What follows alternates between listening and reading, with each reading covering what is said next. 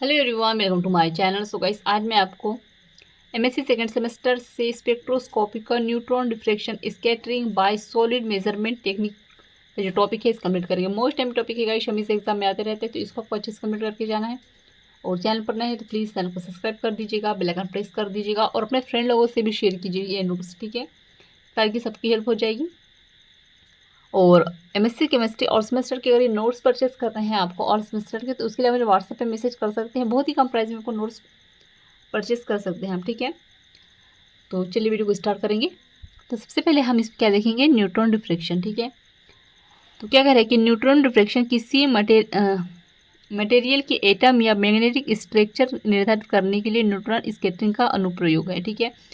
यहाँ पर कह रहा है कि देखिएगा, जो न्यूट्रॉन डिफ्रेक्शन का हम यूज़ किस लिए करते हैं, क्योंकि जो किसी मटेरियल की एटम या मैग्नेटिक स्ट्रक्चर के निर्धारण करने के लिए हम न्यूट्रॉन डिफ्रेक्शन का उपयोग करते हैं, ठीक है। किसी भी मटेरियल की एटम या मैग्नेटिक स्ट्रक्चर को निर्धारित करने के लिए, ठीक है, इसका उपयोग करते हैं हम, न्यूट्रॉन डिफ्रेक्शन का यूज़ करते हैं। इसे क्रिस्टलीन, सॉलिड, गैसेस, लिक्विड और एमोर्फस मटेरियल का अध्ययन करने के लिए समान रूप से अच्छी तरह से लागू किया जा सकता है, ठीक है। तो आपको मेनली ये चीज़ यहाँ पर ध्यान रखनी है कि इसका उपयोग आप किस लिए करते हैं, क्योंकि किसी भी मटेरियल की एटम या मैग्नेटिक स्ट्रक्चर के लिए, ठीक है, किसी भी मैग्नेटिक स्ट्रक्चर के लिए या मटेरियल एटम के मटेरियल के लिए आप कह सकते हैं, तो निर्धारित करने के लिए आप न्यूट्रॉन स्कैटरिंग का उपयोग कर सकते हैं। अब आगे देखेंगे। अब आगे कह रहा है कि तकनीक एक्स रे डिफ्रेक्शन के समान है, लेकिन विभिन्न प्रकार से विकिरण पूरक जानकारी देते हैं। अब ये जो तकनीक है या जो टेक्निक है ये एक्सरे के समान ही है, लेकिन जो विभिन्न प्रकार के विकिरण होते हैं इसमें वो पूरक जानकारी देते हैं, ठीक है। आगे कह रहा है कि चूंकि न्यूट्रॉन की प्रवेश गहराई अधिक होती है, इसलिए वे थोक नमूनों के विश्लेषण के लिए उपयुक्त होते हैं। आगे देखेंगे different method in neutron diffraction, ठीक है। तो हम इसको अलग अलग मेथड से देखेंगे, सॉरी डिफ्रेक्शन मोड्स है, ठीक है। इसके अलग अलग मोड्स जो है उनको देखेंगे हम आगे। तो फर्स्ट है न्यूक्लियर स्कैटरिंग, ठीक है। इसमें एटम के न्यूक्लियस के साथ न्यूट्रॉन की अंतः क्रिया शामिल होती है, इसलिए स्कैटरिंग इसोटॉपिक है। इसमें कह रहा है कि जो न्यूक्लियर स्कैटरिंग है इसमें एटम के न्यूक्लियस जो होंगे, ठीक है, एटम के न्यूक्लियस के साथ जो न्यूट्रॉन होंगे कि अंतः क्रिया होगी, ठीक है, अंतः क्रिया शामिल होती है, इसलिए स्कैटरिंग इसोटॉपिक होगा, ठीक है। आगे देखेंगे। अब आगे है सेकंड नंबर में मैग्नेटिक स्कैटरिंग। तो इसमें विस्तारित परमाणु इलेक्ट्रॉन वितरण के साथ न्यूट्रॉन की बातचीत शामिल होती है, इसलिए फॉर्म फैक्टर XRD के लिए देखा गया है, ठीक है। अब यहाँ पर क्या करें, जो मैग्नेटिक स्कैटरिंग होती है उसमें क्या होता है, इसमें जो विस्तारित रूप से परमाणु इलेक्ट्रॉन वितरण के साथ न्यूट्रॉन की बातचीत शामिल होती है, ठीक है। यहाँ पर परमाणु इलेक्ट्रॉन आपस में डिटेल यहाँ पर पता कर सकते हैं हम, इसलिए फॉर्म फैक्टर जो XRD के लिए देखा जा सकता है, ठीक है। और यह मटेरियल की सूक्ष्म चुंबकीय स्ट्रक्चर को प्रकट करता है। यहाँ पे कह रहा है कि जो मटेरियल होते हैं उनमें जो बहुत बारीक चुंबकीय स्ट्रक्चर होगा, ठीक है, चुंबकीय स्ट्रक्चर होगा, उसको आप आसानी से प्रकट कर सकते हैं, प्रदर्शित कर सकते हैं। अब आगे कह रहा है कि चुंबकीय प्रकीर्णन लंबाई परमाणु प्रकीर्णन लंबाई के बराबर है, अर्थात चुंबकीय और परमाणु संकेतों में तुलनीय ताकत होती है। अब इसका प्रिंसिपल देख लेते हैं हम एक बार। तो जब एक मोनोक्रोमेटिक रेडिएशन सैंपल पर गिरता है, ठीक है, जब कोई मोनोक्रोमेटिक रेडिएशन किसी सैंपल पर गिरता है तो ब्रैक प्लेन से डिफ्रेक्शन के परमाणु स्वरूप एंगल 2 थीटा के साथ एक कोण यानी कि डिबाई स्क्वायर कोण का रूप मिलता है, ठीक है। डिफ्रेक्टेड बीम को उपरोक्त ऑप्टिकल उपकरणों का उपयोग करके आकार दिया जाता है। तीव्रता प्रोफाइल डिटेक्टर में दर्ज की जाती है। यहाँ पर देखेंगे आप ये जो डायग्राम दिया गया है, तो ये क्या कह रहा है, एक मोनोक्रोमेटिक रेडिएशन है, ठीक है, और ये क्या करते हैं, सैंपल भी गिरता है, ठीक है, इस तरह से। तो इसका आपको डायग्राम बना लेना है जब आप इसका प्रिंसिपल लिखेंगे, ठीक है।